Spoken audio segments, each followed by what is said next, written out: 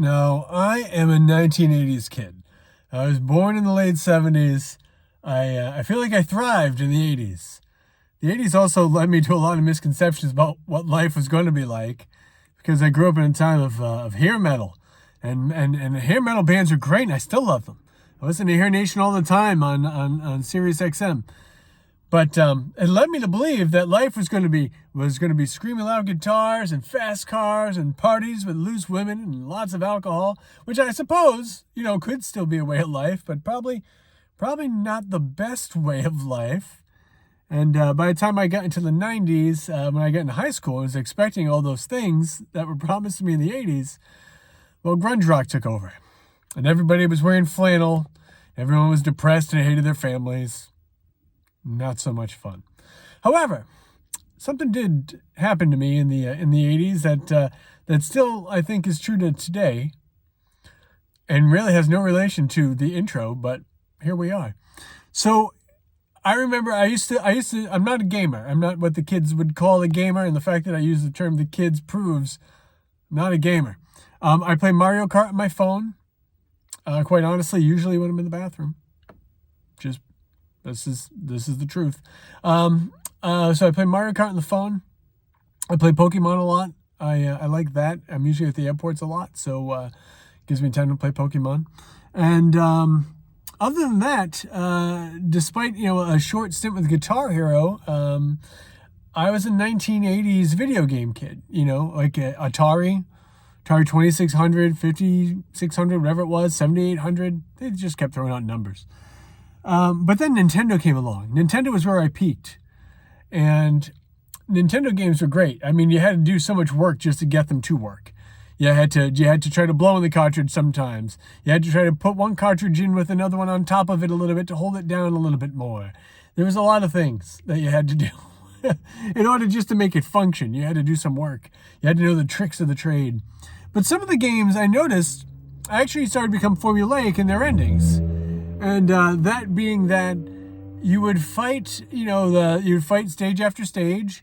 You would fight the mini boss at some point, the henchman and stuff. And you fight the mini boss, and then you go through, several, usually like 8 stages of nonsense, and then you finally get to fight the big boss, the person you've been waiting to fight the whole time.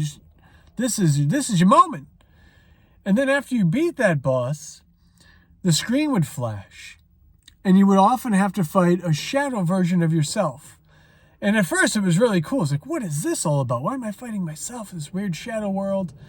And then I started to see it in a couple of different games. I'm like, okay, like the trick is kind of over now. And it wasn't until just recently I started thinking about it again.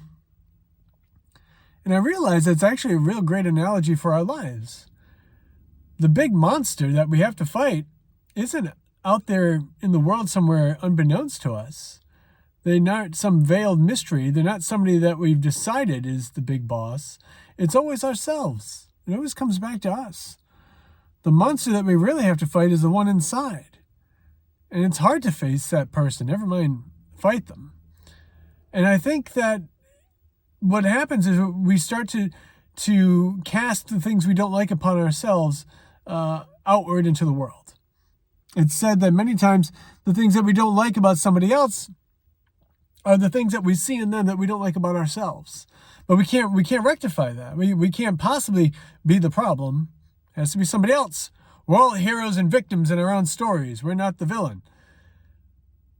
But I think if anyone's being honest in this story, everyone's life, we're at one point the victim, we're at one point the villain, and hopefully at one point the hero. I always feel like I'm just plucky comic relief. I don't really know where I ever fit. I'm like the permanent court jester.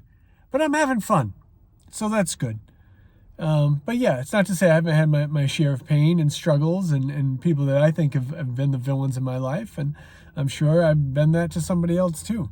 But I pray that those days are behind me, and that now more so, if anything, I'm just a helpful little heart in anybody else's world. But when it comes to figuring out who we are, part of it has to be in facing the difficult idea that we are our own monster.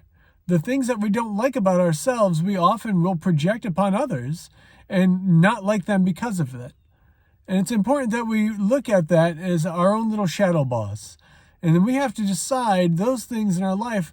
We can't just continue to dislike other people that show those hallmark signs of things we don't like, but we need to face it within ourselves. And I think a lot of that comes from self-reflection. It comes from quiet moments. It comes from not always being out there bothering other people.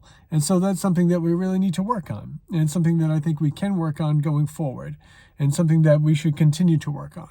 And so whoever that might be in your life, make sure that you make apologies to those that you've hurt, and make sure that you've made things right for yourself in your own life, and go forward. Here's to you.